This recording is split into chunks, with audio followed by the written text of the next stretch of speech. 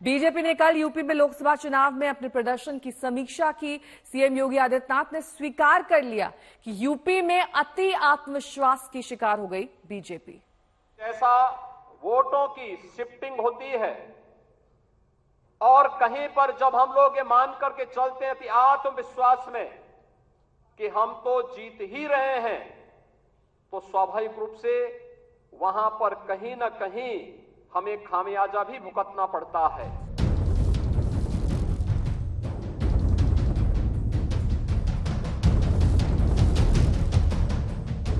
UP में लोकसभा चुनाव के झटके वाले नतीजे पर आखिरकार सीएम योगी की चुप्पी टूट गई। बीजेपी की यूपी कार्य समिति की बैठक में योगी ने मान लिया कि यूपी में अति आत्मविश्वास का शिकार हो गई बीजेपी। तो अति आत्मविश्वास कहीं न कहीं हम लोगों को जहां चोट पहुंचाने में, उस विश्वास पर खरा उतरने में, उन अपेक्षाओं पर खरा उतरने में, जहां कहीं न कहीं उस विश्वास पर कहीं न कहीं चोट पहुंची, वहीं साथ ही साथ जिस विपक्ष ने चुनाव के पहले हिम्मत हार करके बैठ गया था, वो आज फिर से उछल कूद करने का कार्य कर रहा है। संकेत यही है कि यूपी में बीजेपी 2024 के चुनावों के नतीजे को पीछे छोड़कर अब नए सिरे से जमीनी लड़ाई लड़ने को तैयार है और इस तैयारी के दम से उसे विधानसभा के उपचुनाव में 10 सीटों पर जीत का भरोसा है।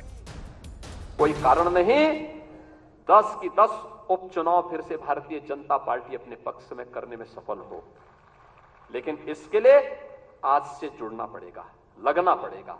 एक एक कार्यकर्ता को अपना अभियान मान करके फिर इस अभियान के साथ जुटना पड़ेगा।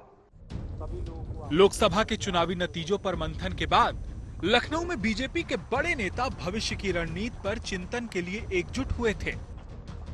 यूपी बीजेपी की कार्य समिति की बैठक में 2024 के परिणाम का असर भी दिखा।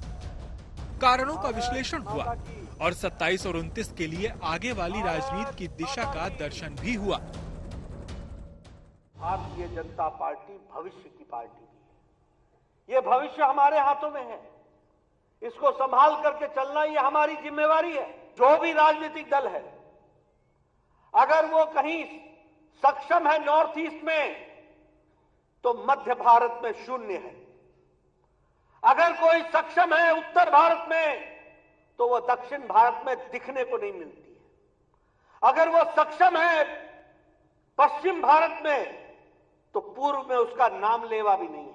ये अकेली भारतीय जनता पार्टी है जो पैन इंडिया पार्टी है, अखिल भारतीय पार्टी है, हर जगह है। कार्य समिति की बैठक के साथ यूपी बीजेपी का विजन साफ है। बीजेपी कार्य समिति की बैठक में पारित प्रस्ताव में राहुल को हिंदू विरोधी कहा गया। कहा गया कि राहुल सत्ता में आए तो हिंदू बोलने पर प्रतिबंध लगेगा। एक हाथ में संविधान, दूसरे में समता का निशान लेकर चुनावी तैयारी की जाएगी।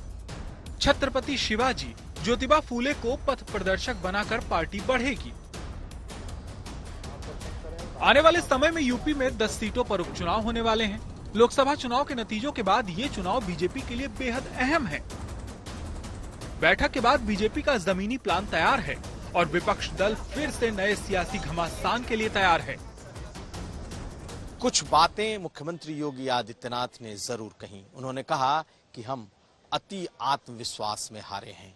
इसके अलावा नैरेटिव को लेकर भी उन्होंने एक बात कह दी, और वो ये कि सोशल मीडिया पर जिस तरीके से हमारे खिलाफ नैरेटिव बनाया गया, हम सोशल मीडिया पर उसका जवाब नहीं दे पाए।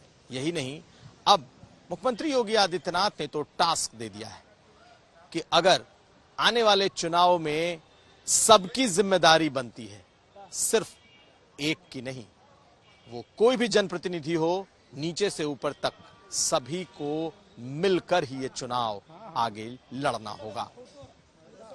कुमार अभिषेक, लखनऊ, आज तक।